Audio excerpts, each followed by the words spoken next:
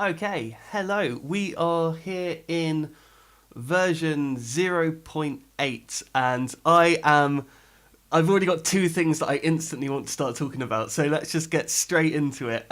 So firstly, I've just worked out something really nifty, okay, and I really want to share it with you for this IDE. So you can see here, our noughts and crosses code is like mammoth right now, okay? There's loads of stuff in it, and it makes jumping between things quite difficult. So I've been saying that there must be like a way to close all these, like to minimize these, and there is. So if I right click, I can go to the command palette. It's like at the bottom of the right click menu. And if I go to the command palette, I can search for different commands that that might be in here, okay? And what we want to do is we want to fold these different methods, right?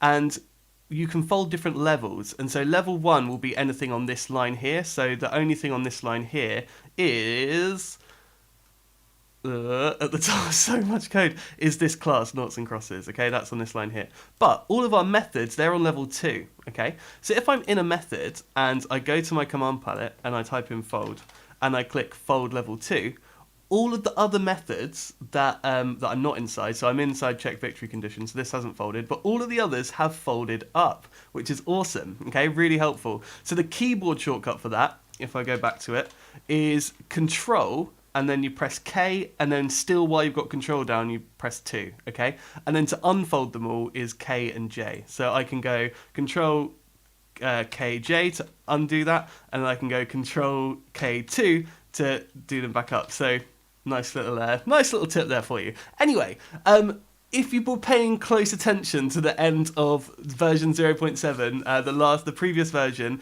you would have noticed that I ran into a bug and I got really scared of it and I ran away from it. And you might not have noticed because I didn't draw attention to it. I was just like, oh god, and it kind of just ended the version there. But there is this issue with our game, and let me demonstrate it to you now. So if I run our game and make a new session, let's say we're playing with Dave and Steve. Sorry, the names I can think of are very limited, and we start a game, okay? Dave and Steve have a game, okay? But they realise that noughts and crosses is just not the game for them. Let me just get a little bit more of the noughts and crosses board here. My microphone's going to have to be a little bit on the screen, but that's okay. Let's say they're like, you know what, noughts and crosses, it's not for me, and they exit out, okay, and then someone comes in to make a new session, okay, and we add in, let's say, I don't know, Bob, and I can only think of Steve, Eric, okay, and we start, okay, and then we take turns. Okay, that's fine. And Bob won. Okay, and so that's working. That's still working. And you might think, well, what's the problem? Well, here's where the problem comes in. Because if we then go and exit the game and then make a new session without starting a rematch first, okay, and we go back to, I don't know, George and Lucas and start, okay. Wait, this is working. Oh, no. I did find a bug. I did, I promise you. There was... it's not going to do it now, is it? Rematch? Let's try this again. Okay. Maybe it's only if they draw. Let me just see if I can get them to draw.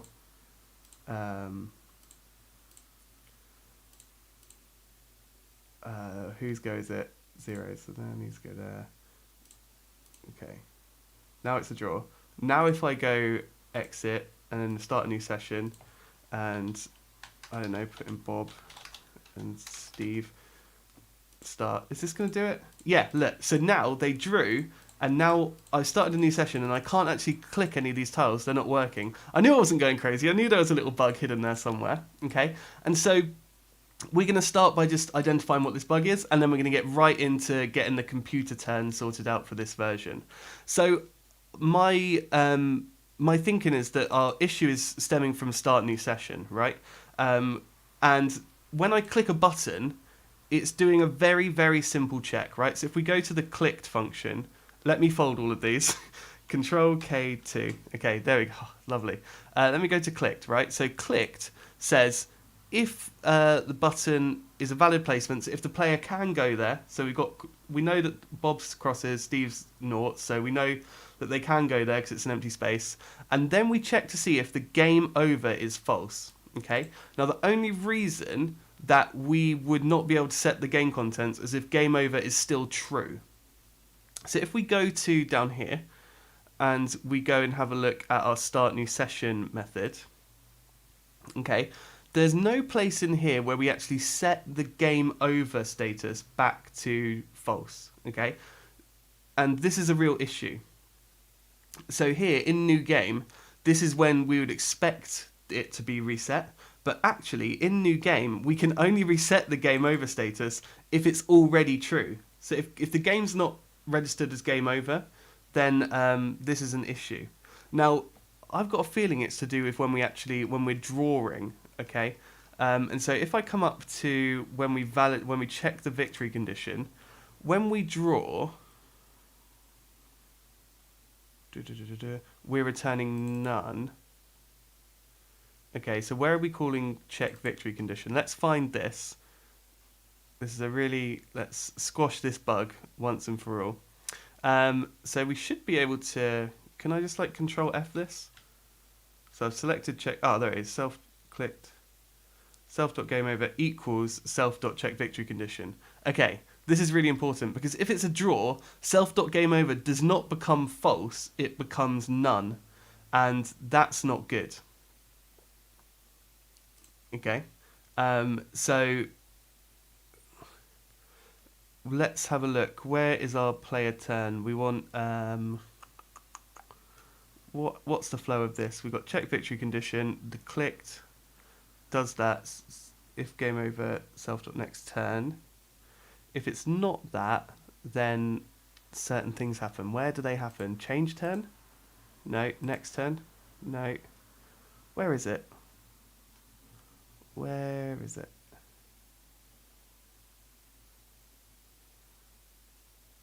Set player turns, new game, first turn, player turns, start, display window, window.main loop. There's somewhere that we need to change it here, right? There was some logic. I've completely forgotten where it is. If game over equals false, next turn. Okay, maybe we don't need to do that then. So maybe returning none when we draw is kind of silly. So what I'm going to do is I'm going to come down here and say if self.gameover, game over is equal to none, then we're going to set self.gameover to true. Now, why am I doing this and not changing what check victory condition returns? I'm not sure off the top of my head whether that affects anywhere else in the code, like how we detect whether it's a draw. And so I want to kind of preserve that. But I'm going to say self.gameover equals false. Okay, and that should hopefully fix this. So let's try this. So essentially what we're going to do is we're going to force the players to draw, then we're going to start a new session and see whether we can actually start it. So here we go. So if I do this, that, and then I've got to be really careful here. X, cross, okay. Naught, cross. Great, so it's a draw. So now if I go to game, exit, new session, add in big old Barbara, and Wendy. I know girls' names as well. That's crazy. Okay, and now this is created, and now it's still not working. Okay, so there's still an issue there. So we have got a problem here. Oh, self.gameover double equal. I'm an idiot. Self.gameover equals false, not equals false. Okay, let's try this one more time. I'm sure that will have fixed it. I can't believe I put a double equals. That's such a rookie error. Okay, so start. Let's force a draw. I'm going to get really good at making a draw here. Okay, it mustn't go diagonal. Oh, I can't lose. That was annoying. I couldn't lose. Let's rematch. Man fails to lose. noughts and crosses there, and then I can go anywhere up this side and it doesn't matter. No, oh dang it, no, it does matter. Okay, one more. I'm stress testing the system. That's what I'm doing. So noughts. So I need a cross here. Yeah, okay, and then I can have anything down here. Okay, so now they've drawn. Now they're waiting. Okay, interesting. So there's something in our code that is wanting game over to be set to none, right? And so actually this isn't gonna work. What we need to do is we need to be checking whether game over is true, not whether game over is false. So let's get rid of this and let's come back to our new turn, our new game down here, okay? Let's leave it at, it can return none, that's fine. But if we come down to when we make the new game, okay, we're saying if self.gameover is equal to true, then we reset the board. Oh, okay.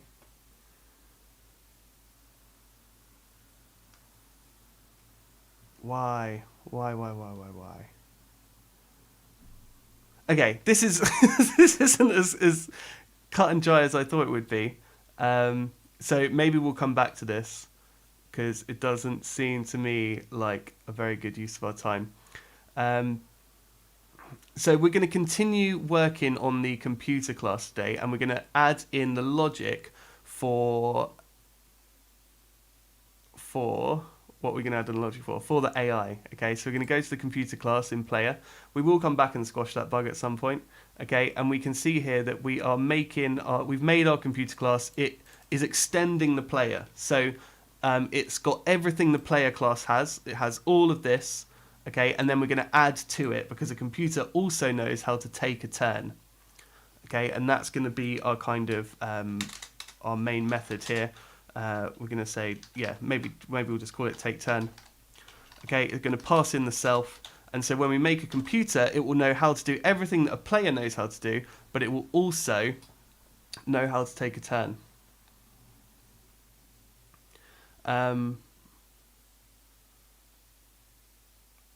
think I've got the syntax right here. I'm hoping. So here we go. What am I going to use for this? Now, there is a really helpful thing, and I've put a link to it in the description, but I forgot to pre-prepare it, called the intelligent piece of paper. Okay, and there it is. Okay, I've linked you to this guide here, and on the last page, there is this algorithm for never being able to lose noughts and crosses. And basically what we're going to do is we're going to take this algorithm and we're going to convert it into kind of Python code. Okay, so we're going to take all of these. Do I want to copy this? Yeah, I do. I'm going to copy this and I'm just going to paste it into here. But it won't let me copy it, of course. So let's try that again. Also, this kind of depends on the computer going first. So that might be something we'll have to think about. If I select all this and press Control ? It will comment it all out at once, which is very helpful. Okay, so here's our algorithm. We just have to implement it. Okay, move 1, go in a corner. So the first thing we need to do is get the state of the game board when we're the computer. We need to know what the game board is at any one time. So really, we need to be given... The game board has a grid in it, doesn't it? So the game board has... What did we give it? What did we give it? That's a space. I'm looking at the space. Yeah. So we got gameboard.grid, and that has a bunch of spaces in it. And it has the rows. So that'll be really helpful. So we're going to assume that we are given this grid in order to take our turn. So we're going to assume that we're given the grid. And we are going to say we need to check the 4 corners, and if one of them's free, we're going to go there. Okay. So I'm going to adapt this algorithm slightly so that it can work even if we haven't gone first. So I'm going to say for I in range 4, because there's 4 corners in the square, we're going to we want to check the grid. So the grid will have rows in it. Yeah, and so we don't want to look at the middle row because the middle row doesn't have any corner squares. So this here, no corner squares. We only want to look at the top row and the bottom row. So we want to, what do we want to do? Trying to be clever about this. it's not going to be good, is it? So we want to look at row. We want to look at grid, at position something, and that is going to be a space, okay? And that space, where is it in game boards? That space is going to have a contents, and we want to get that content, so we can say get contents, yeah, absolutely, and we want to check whether that space's contents is equal to the blank char. So let's implement that. So grids, and I'm not gonna say what number in this square brackets yet because I haven't quite worked that out. But we're gonna say grid.getContents, and we are going to say if grid.getContents is equal to grid I something dot blank char. Then what we're going to do is it doesn't like this because it doesn't know that what we're passing in, and also I haven't put the number in here. That's probably why it doesn't like it actually. So now, what position in the grid are we going? Well, actually, we need two sets of square brackets because we need to tell it the row. So which row we're looking at, 1, 2, or 3. And then we need to tell it what individual column in that row we're looking at. So if we're looking at the top row, are we looking at the first thing, the second thing, or the third thing? Okay. So I'm going to say something like corners equals, and I'm going to put an array. And it's going to be, what's it going to be? So we're going to look at 0, 0 first of all. So this can literally just be I to start with.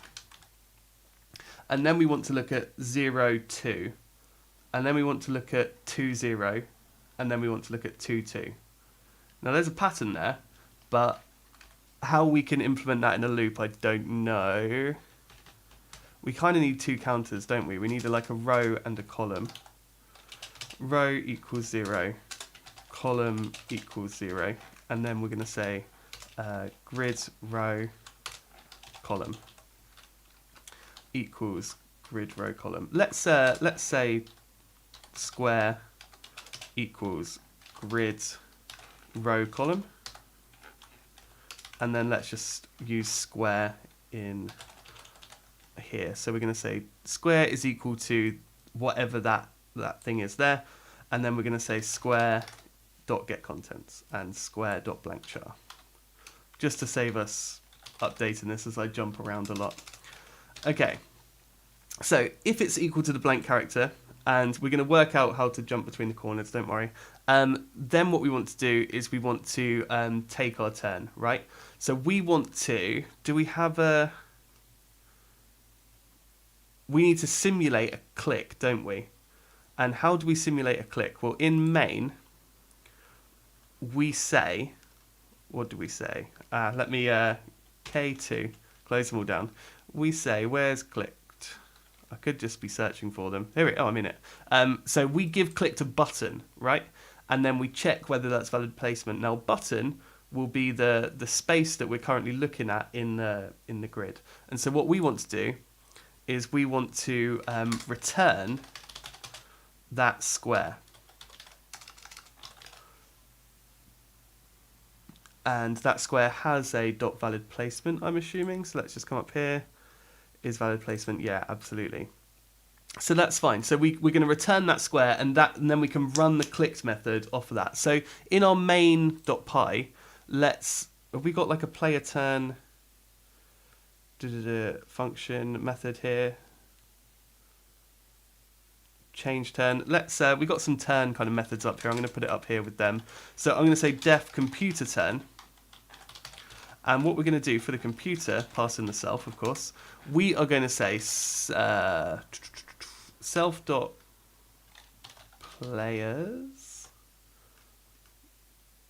players.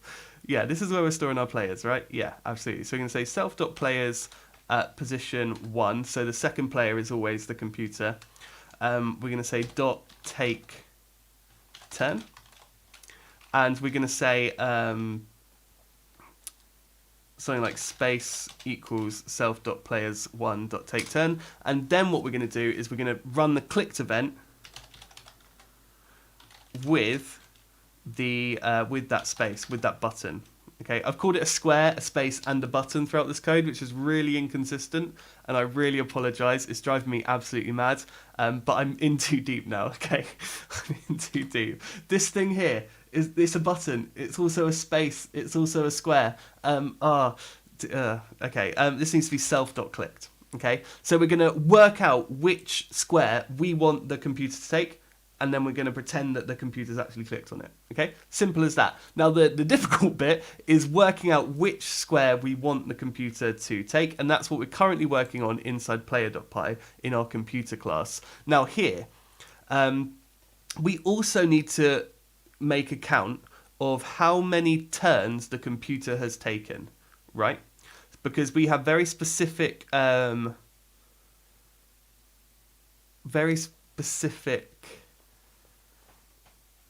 instructions depending on how many turns into this game we are. And so what we're going to do is we are going to, in initialize, we are going to say self.turns is equal to 0?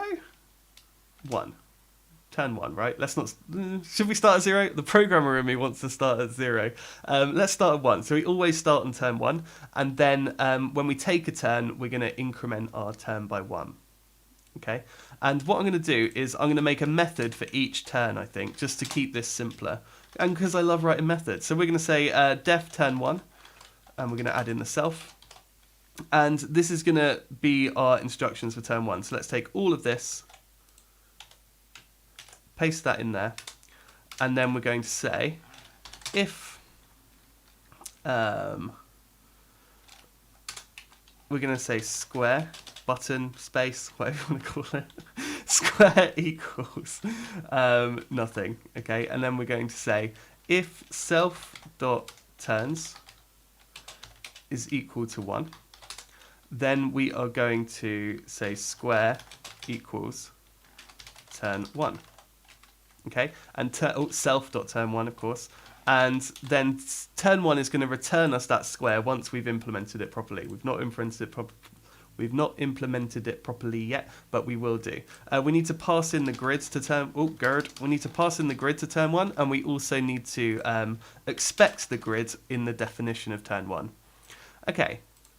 Right at the end of this function, we're going to do two things. We're going to say self.turns plus equals 1. So we're going to increment the amount of turns our computer has taken.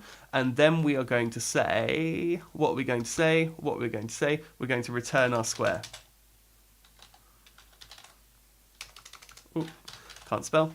Okay, and so we will return that square to the game, and then we'll pretend to click it for the computer, and then it will just work. Okay, so this take turn now is a very simple function, because all we have to do now is just say elif self.turns equals, and I'm just going to copy this whole line right here and pop in 2, and then I'm going to come down elif self.turns equals 3. There are a maximum of how many turns? 5 turns, right? Because the other player is going in between, so if you start first, you have 5 turns. There's 9 spots, so the other player will have had 4 turns. Turns equals 4. Turns equals 5. Okay, fantastic. So now we just need to say, we're just going to say this thing here. Okay, but our square is going to equal self.turn2. And square is going to equal self.turn3. And all we have to do is just implement those one at a time, and we'll be done. See, I'm breaking down this big problem into 5 small problems, and everything will just be fine. Everything will be okay. I'm not panicking that this is going to be difficult. Not at all. It's going to be absolutely fine. You can see how little I've put off finishing this this function here, that It's not frightening in the slightest. Okay, so move one is go in a corner. Actually, let's take this and just pop this comment in turn one, right? So go in a corner. Now, row wants to equal 0 on the first iteration of the loop, and then 1 in the second. So I'll tell you what I'm going to do.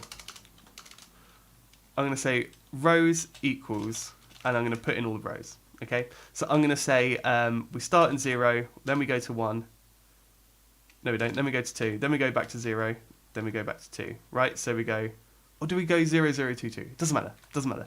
Doesn't matter what order we do it in. Maybe I'll do 0, 0, 2, 2. So we start in this corner here, in this row, first element. Then we go to the end element in that row. Then we're going to go to the third row, okay, or row at position 2, third row. And then we're going to have a look at this corner, and then we're going to have a look at the final corner. And now we're going to say columns equals, and we're just going to make an array, and we want to start at 1, then go to 3, then go to 1, and then go to 3. Okay? Now what we're going to do is we are going to say row equals rows at position I, and column equals columns at position I. So on the first iteration of this loop, when I is 0, rows will be 0, columns will be 1.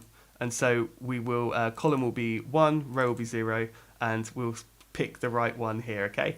And then we'll go through them, and we'll pick our position, and it will just work. It'll be lovely. Okay, this looks good. This looks good. I'm quite happy with turn 1. Let's do turn 2. So def turn 2. We're going to add the self. We're going to add the grid. And we are going to have a look at what this lovely algorithm tells us to do. Now, this is going to be relative to our last move now. So our computer needs to know where it went last time in order to know where it can go this time. If we have a look here, it says, if the other player did not go there, then go in the opposite corner to move 1. Okay? In order to go in the opposite corner, we need to know where we actually went, and we're not storing that at the moment. So what we're also going to do is we are going to have self.turn history. And we're going to keep a record of all of the coordinates of where we went. Okay? So down here, when we return this square, we need to return what row and what column we were in when we hit this condition. Okay, so we are going to say self.turn history dot append, and we're going to add in an array, and it's going to have our row and our column, so we know where it went.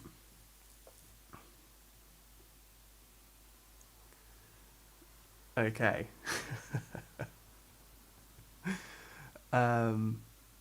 Okay, cool. So now what we're going to do is, for turn 2, we need to have a look at that history that we had in turn 1. Yeah? So we are going to say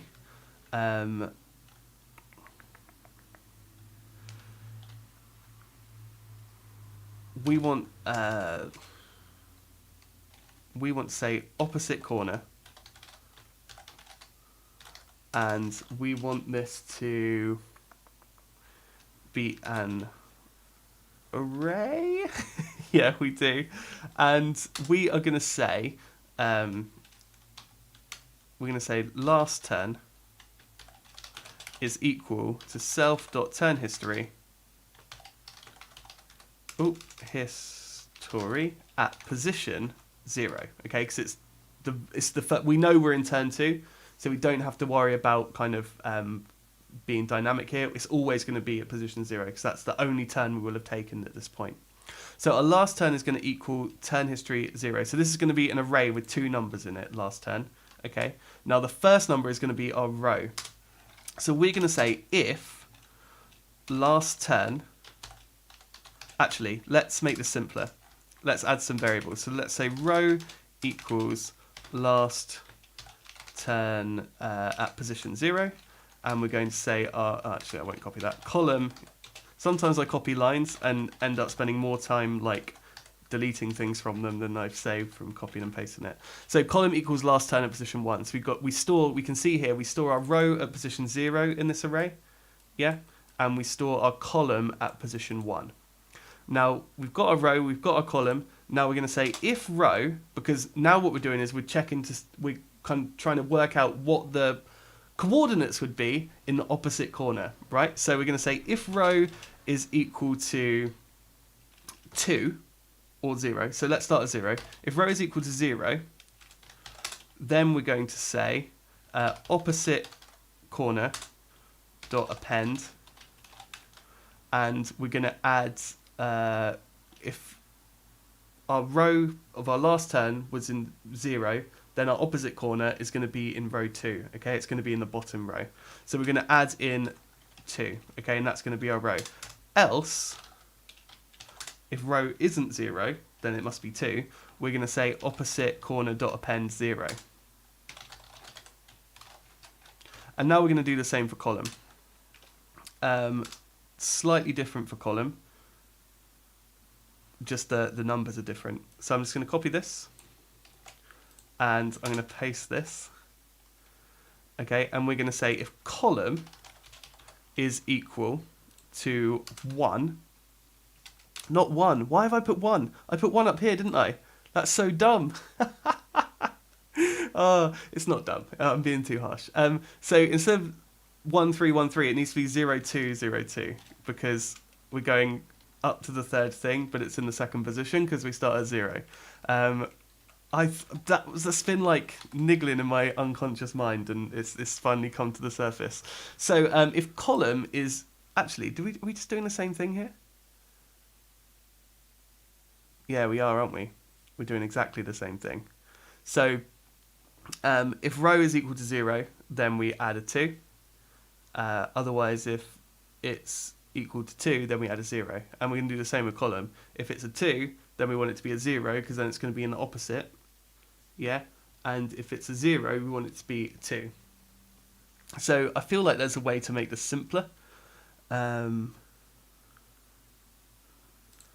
So let's have for coordinate in last turn, we are going to say coord equals last turn, and coord is going to be either the row or the column, right? I'm going to get rid of these variables. I'm going to get rid of this if statement down here. We're going to do it in a loop because there's nothing better than being efficient. Coord equals last turn at position. No, it doesn't. No, it doesn't. No, it doesn't. For coordinate in last turn, we're going to say if coordinate equals 0, then opposite corner dot append 2. Okay.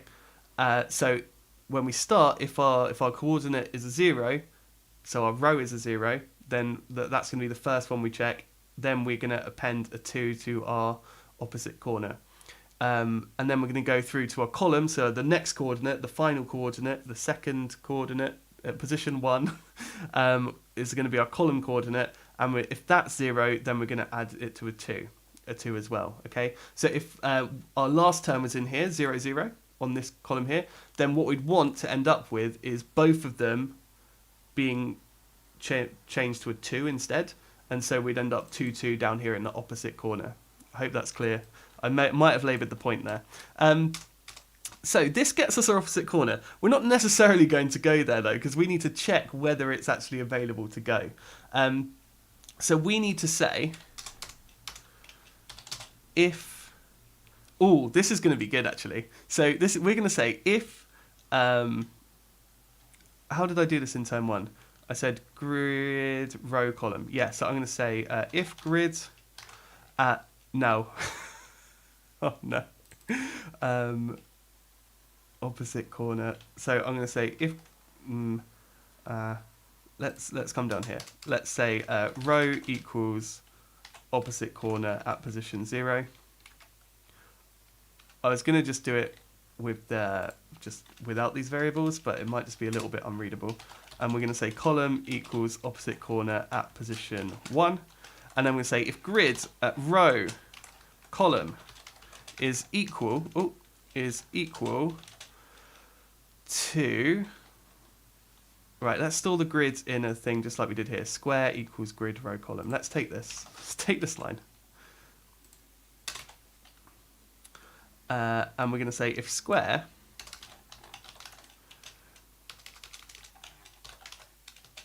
equals, now we're doing this again, we're doing this exact same if statement, okay, if it's equal to square.blankchar, and I don't like it.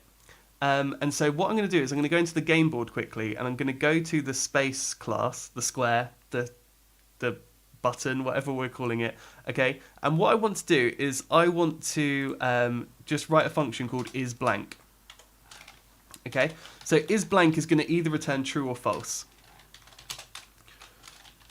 We're going to pass in the self, and what isBlank is going to do is it's going to check whether its contents is equal to the blank char, right? So we're going to say if self.getContents is equal to self.blankchar,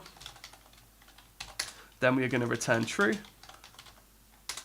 else we are going to return false. And what this is going to do is it's going to allow us to just really easily check whether a space is blank or not, okay?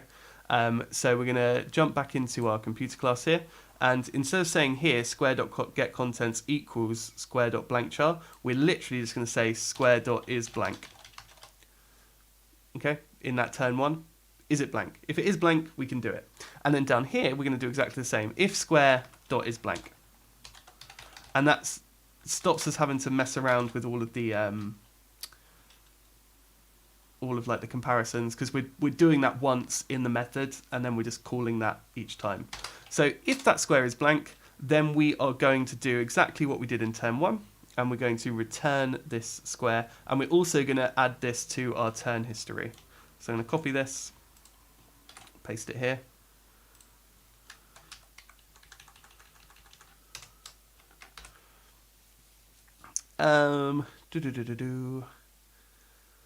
Okay, lovely. Else, if it's not blank, then we need to go in a different corner, right? So here, we're going to say else. Now, we could start now thinking about how we could program going into a different corner. But actually, what we could do instead is we've already programmed that, right? Turn 1 checks for a free corner and then goes in it. And so what we're going to do is we're just going to call turn 1. So if the opposite corner is all this code, right? We just find the opposite corner and we check to see whether we can go in it. And if we can't, we're like, oh, well, we'll just do turn 1. We'll just look for a free corner and then we'll go in it. Okay, so we're going to say else self.turn1. We're going to say else return self.turn1, because self.turn1 will return a square, and we need to return that from turn 2 so that it comes back to take turn and will be assigned to square when we call turn 2, and then we can return square to the main function, which will then pass it to the clicked function, which will then pass that into the clicked function and tell the actual button to change its character, and the game will commence. Oh, this is a rabbit hole Warren situation here. Okay, we're good though. We're good. So we've got turn 2. If the other player did not go there, then go in the opposite corner. Else go in a free corner. And that's basically what we've got here, right? So if that square, opposite square, should I call this opposite square? Yeah, let's call this opposite square, just so that it really matches up with the algorithm nicely. So if opposite square dot is blank, return opposite square, else return self dot turn 1, and turn 1 will go and find us a corner square. Lovely. So turn 3, def turn 3. It's nice when you break things up like this. It just allows you space to think and not be overwhelmed and kind of focus on one little thing, right? Turn 3. Okay, this is where it's going to get a little bit more hardcore. Let's take this these comments and move them up here. Just shunt them in a little bit. Okay, so turn 3 as well is going to need to be given the grid. So if there are two x's and a space in a line, so we're going to need to find two x's and a space in a line, then go in that space. Because, oh, okay, so this is all based on the fact that we are crosses, okay? So instead of x's here, we just want self.symbol, right? If there are two, so our player class that we're extending has a stat symbol. So if our symbol, we can use get symbol. If our symbol is, if it is in two spots in a row, then and there's a space in that row, we then need to go there. So first of all, what we need to do is we need to find any rows that have exactly one free space in them. Yeah, to do this. So I'm just going to focus on this one if statement. So we're going to go through the grid's rows. So we're going to just go say for row in grid. No. What is it? For row. No, I was right. For row in grid. Grid. I've completely forgotten what grid is. Game board. Grid. Grid's an array. Yeah, that's fine. Yeah, no, that works. For row in grid. So we're going to have a look through each row, and we want to see whether that row has two x's. So we're going to say for space button square, for space in row.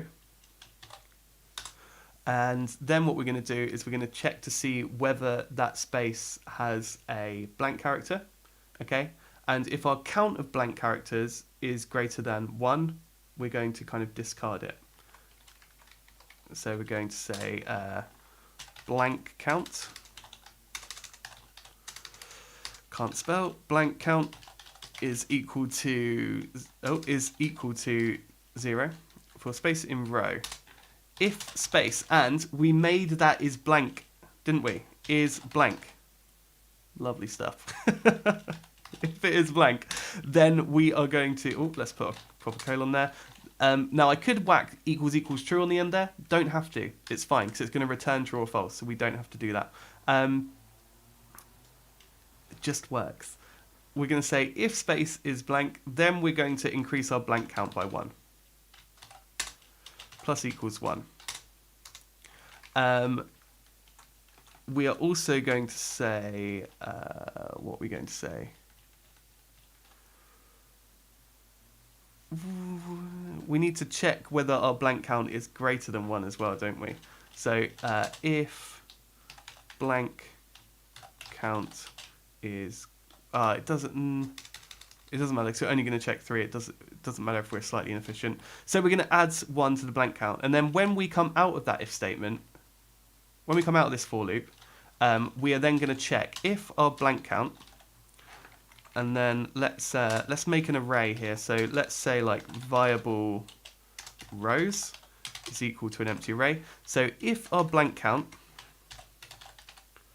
is equal to 1, so if there's exactly 1 blank spot in there, then actually here's probably a good place just to check. Let's not store it in viable rows. Let's just check it in here. So we've gone through each space in this row and we've checked to see how many are blank. If exactly 1 space in there was blank, then what we want to do is we want to tell the computer to go in there. So we are going to, we now need to look at the other 2 spots and we need to see what symbols they are. And if there is 2 occurrences of our symbol, so we're going to do exactly the same, this for loop here, right? We're going to do exactly the same, but we're just going to change the kind of check that we do in it.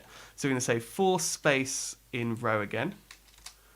Okay, so if blank count equals 1, for space in row. And now we're going to say if space dot, does the space have like a get contents? You know it does. Okay, so we can say space dot get contents. So if space dot get contents is equal to self.getSymbol. Yep, that exists. Fantastic. I love it when past me was clever. It really, really warms my heart. If space.getContents equals self.getSymbol, then we are going to say we need a kind of we need like a symbol count, right? So just like the blank count, we need to count how many times we've got our symbol. Now, if the symbol count is exactly 2, that means that we've got 2 spots in this row and the opponent has 0. Because we know there's a blank space in there already, because we've already checked that. So symbol count equals 0. For space in row, if space.getContents is equal to self.getSymbol, then we're going to say symbol count plus equals 1.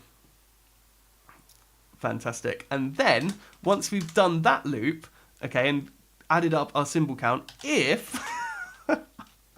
oh, there's so many levels, ifs and loops and ifs and ifs, and it's all good. If our symbol count is exactly equal to 2, and we're only going to get here if our blank count is exactly equal to 1, yeah? Otherwise, none of this code will have run in the first place. If our symbol count is equal to 2, we are going to return... What are we going to return? Oh, we need to...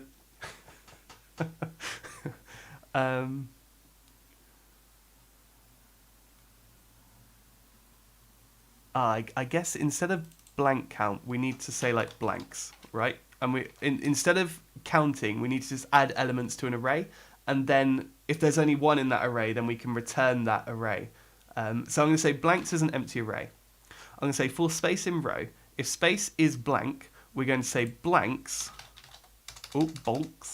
blanks, dot append that space. Okay, so we're going to add that space to our blanks array. Now, if there's only 1 blank in there, we're only going to add 1 blank into that array. And then down here, instead of saying blank count, we're going to say if the length of blanks... Sorry, I've forgotten how to type. It's a bit awkward. If the length of blanks is equal to 1, so if we've only put 1 blank space in there, then we are going to come down here. Symbol count equals 0. We're going to go through these and check these. Symbol count plus equals 1. If symbol count is equal to 2, okay, then we know we've only had 1 thing in here. We're going to return our space and blanks at position 0, and that will be our button if there are 2 x's, if there are 2 of our computer symbol in a line and a space. That's the code for. So this is the pseudocode, and this is our actual code for doing this. Okay, we're getting there. We're getting there. So, oh no, there's so much more. So next challenge on the list. We love a challenge. We love a challenge. So else if there are 2 noughts and a space in a line, then go in that space. Okay. So now what I need to do is I need to know what the player's symbol is. Okay, the opponent's symbol. So we're going to just make a quick symbols equals X. Now I'm doing this here, and because I know this is noughts and crosses, right? These symbols are never going to change, and so I'm hard coding these in here, and I'm happy with that. So I just want to work out what the opponent's symbol is. In fact, maybe we'll make that a little method. That makes sense. Let's make it a method because this might be helpful later on as well.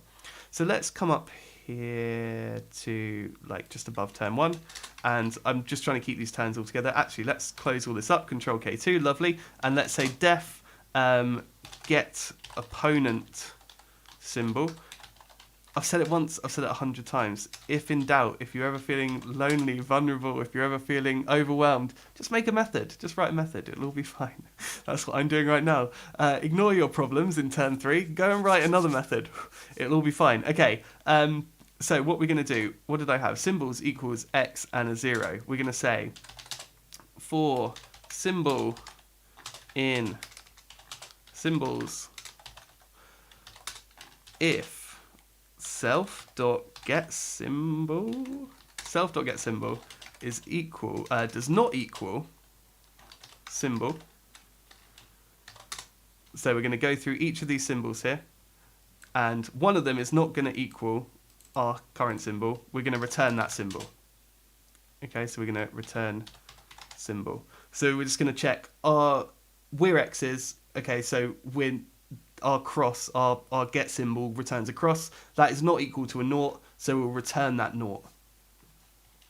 If it is equal to a cross, then we're not going to do anything. Okay, we're just going to have a quick check. So this a quick little algorithm to get our opponent's symbol, or opponent symbol. Doesn't matter. Doesn't matter. Bigger fish to fry. Right, turn 3. So down here, we're going to say, opponent symbol is equal to self.get opponent symbol. Lovely stuff. Okay, easy. It's lovely. It's lovely. It's great. Okay, so now what we need to do is we need to do exactly the same algorithm as this, but we need to do it for the opponent symbol. So I'm going to take this whole algorithm and we're going to put this into a method. Okay, so if we come up here, just before term 1, I guess, we'll say def check to this is going to be a long method name, 2 in a line and a blank. Is that too long? 2 in a line and a blank. 2 of the same in a line and a blank. Check for 2 and blank. And we're going to pass in the symbol that we're looking for to be in this line. Okay, so we're going to go through all of this. We're going to do all of this. So I've just taken everything that we just wrote for turn 3 and I've put it in this method here, because what we're going to do is we are going to say we're essentially going to return true or false, right? So we're going to say self.check, what did I call it, for 2 and a blank. We're going to pass in our symbol, so we're going to say self.get symbol. Okay, and we are going to set, we're going to say something like if self.check for 2 and a blank is true, then we need to return that space, don't we? Okay, so here, what we need to do, so we're going to say if this does not equal false, then we want to return, sorry. Okay, let me take that. Let me pop this here. And we're going to come down here. So we're going to assign this to a variable. We're going to say computer can win. Okay, computer can win equals self.check for 2 and a blank, because that's basically what we're checking for, right? Whether we can win in a row. So I'm going to say computer can win. So I'm going to copy this and I'm going to paste that in there. If computer can win does not equal false, we're going to return computer can win. Or maybe I should call this winning space. Winning space. If winning space is not false, then return that winning space. Now, we're passing in self.get symbol there, right? Now we're going to do exactly the same, but with our opponent symbol. So we're going to get our opponent symbol, and then we're going to say, let's say something like losing space. So this will be, if we don't go here, we will lose. Let's call it like defending space. Defending space. We are defending space. We're going to set that equal to exactly what this line is here. So self.check for 2 and a blank, but we're going to say check for 2 and a blank with our opponent symbol.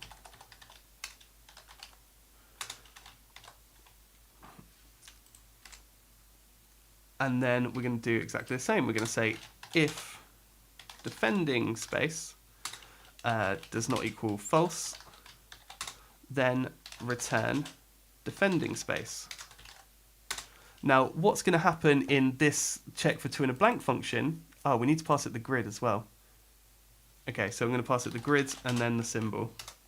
So if we pop down here quickly, Winning space, check for two and a blank, we need to pass it the grid and the self.getSymbol. And the same for here, defending space, check for two and a blank. We're going to pass in the grid and the opponent symbol. And up here in our check for two and a blank, right, instead of saying like self.getSymbol now, what we're going to be doing is we're going to be saying just that symbol, whatever symbol that we've passed in. So I'm going to get rid of this and I'm going to say symbol.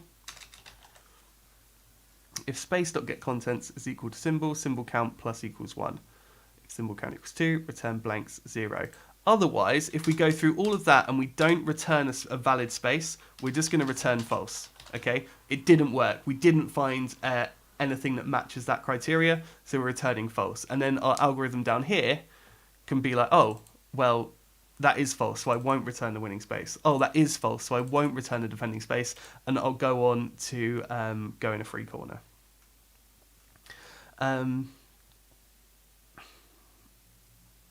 Okay, this is good. This is really good. I'm pretty sure I've not left anything out here and everything's fine. Seems fine. Seems good. Seems good. We're getting there. Okay, now what's really nice about this is, this last line is like a godsend, okay? In fact, the code, because we've kind of obscured things, or not obscured them, abstracted things inside function, the code for this is quite nice, right? Winning space equals check for two and a blank. This last here, go in a free corner, that's exactly what turn 1 does. So if none of these work, then what we're going to say is we're going to return turn 1. And we're going to give turn 1 the grids. And self.turn1, yeah, of course, self.turn1. And we're going to give it the grids, and it's just going to look for corners, okay, because that's what turn 1 does. Maybe I should have just called turn 1 like search for corner, and then said self.turn1 equals search for corner. It doesn't matter. It doesn't matter. That's our move 3, okay? If there are two X's in the space and line, then go in that space. Now, I've only done this, check for two and a blank, for rows. And I think what this is saying is, if there are two X's and a space in a line, so like if they're in like a diagonal line or down the columns, then we need to check for them as well. So we need to also implement, as well as checking the rows, we also need to check the columns and we need to check the diagonals, okay? I'm not going to do that just yet. I'm going to get turns 4 and 5 programmed, and then we'll come back to doing that. I think that maybe what we can do is we can go to main, where we've got our check victory condition function, and we can we can go to game board, and we can go down to here where we've got our check columns algorithm. We've got our check diagonals algorithm, and we can kind of just take them and tweak them. But we've got it checking for rows, so we'll leave that as is for now.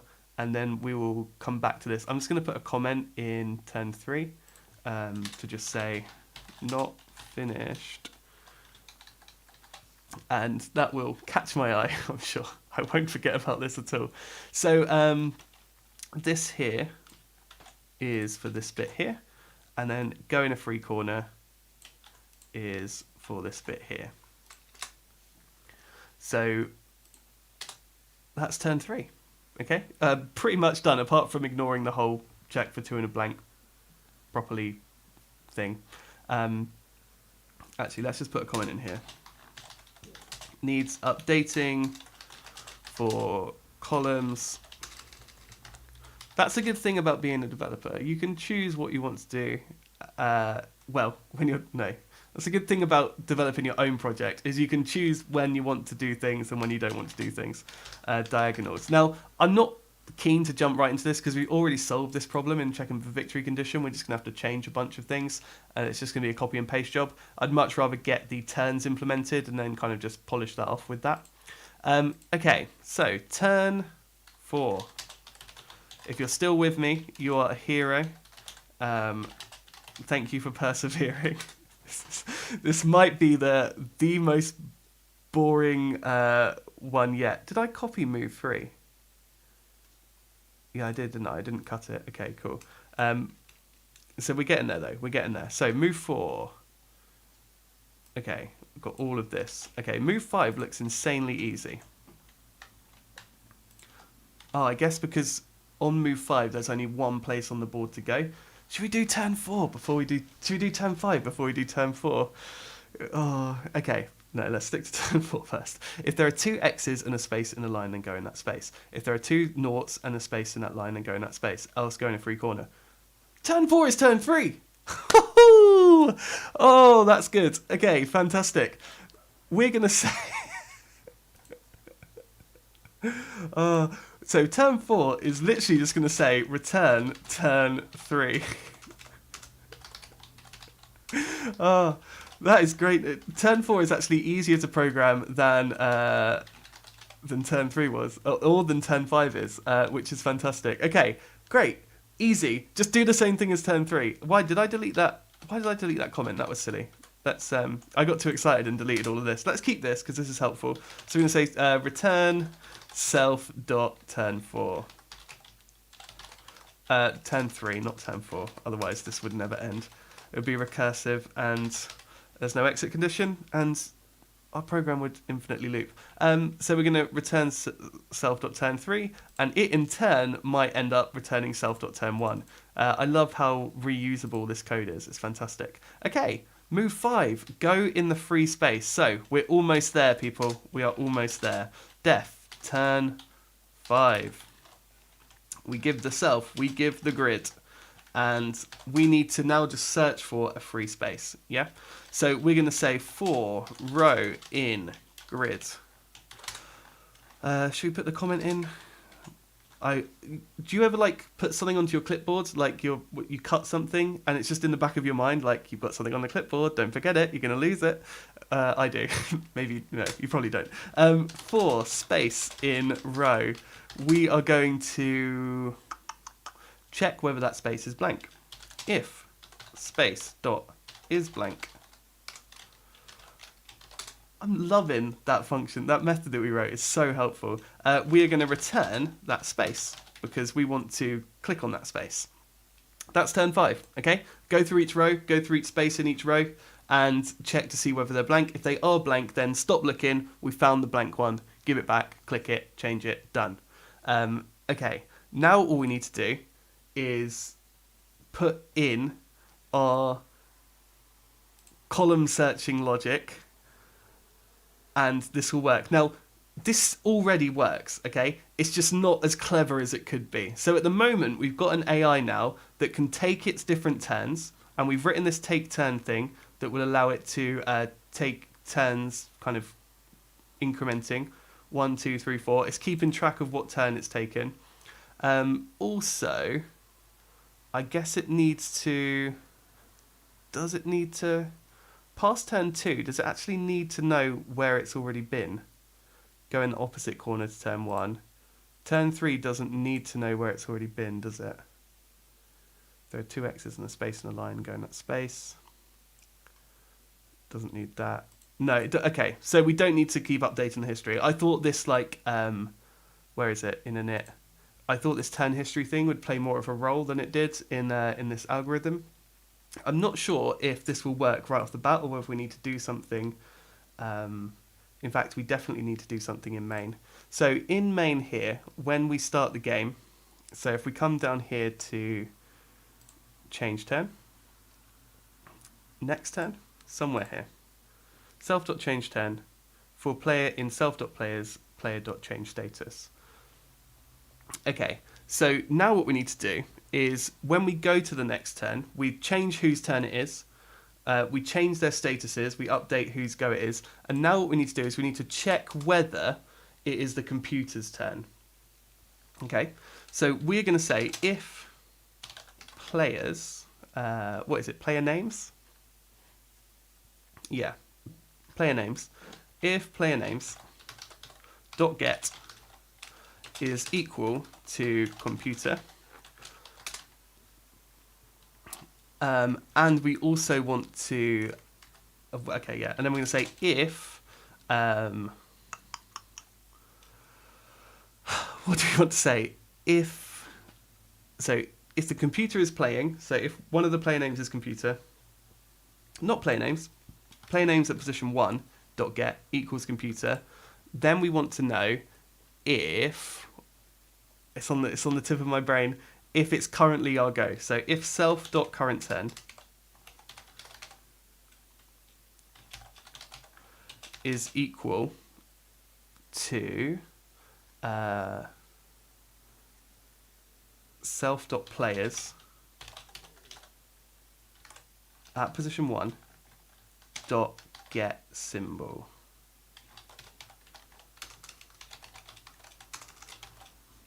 Okay, because we've got our players stored in an array here that we will create when we first make the game.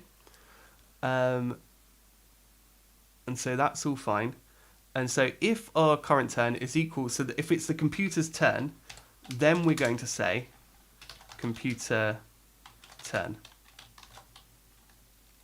And we need to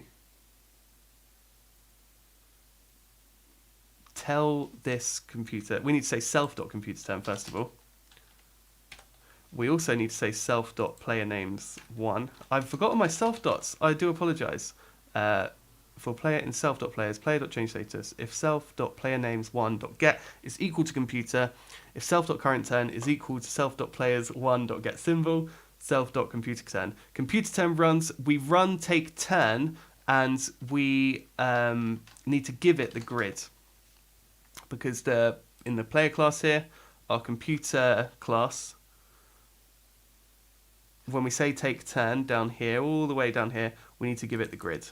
Okay, fantastic. That will then return to us the square that it wants to be clicked, and we will click that square for it here.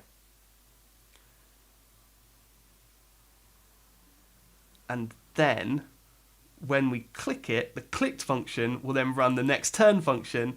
It will then change the turn, and it will not be the computer's turn anymore. And we have this loop developing. Let's see if this works. If this works,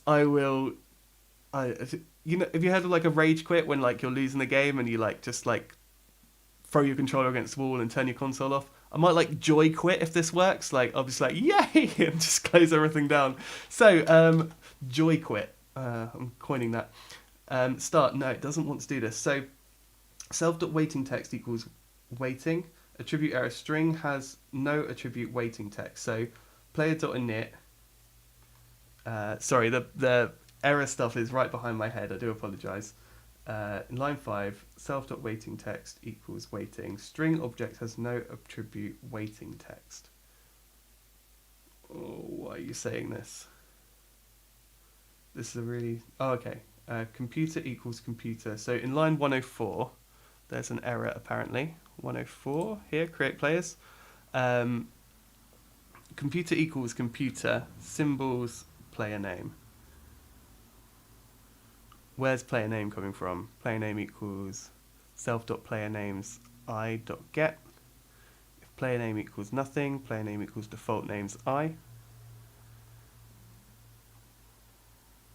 If player name does not equal computer, player equals player symbols I, player name. But when we try and create a computer, it doesn't like it when we initialize the player on the self.waiting text. I don't know why it doesn't like self.waiting text. Let's go back to the player. Maybe this is something that I'll need to have a look at off camera and then come back with a solution for next time. This is so annoying. We're so close. I'm sure all this turn stuff will work. It's just this waiting text thing is not liking it. And it's definitely something that I've just goofed up. I'm wondering whether I need to say something like in the computer, I might need to say something like self.player.init or something like that. Let me just try that. Self.player.init.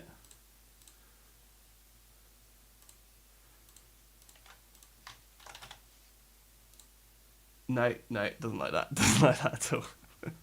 Okay, I will go away and I'll squash this bug and I'll come back to you in version 0.9 with a solution to this. I'm sorry that this has ended on not the grand success that I wanted to. We are so close to having a AI here. So, not an AI, not an if statement that works. We are going to in 0.9, we're going to finish this AI. We're going to get it checking columns. We're going to get it checking diagonals. We're going to get this working, and we're going to have a proper noughts and crosses game that works, that you can play against your friends, play against the computer, and that we are fairly happy with.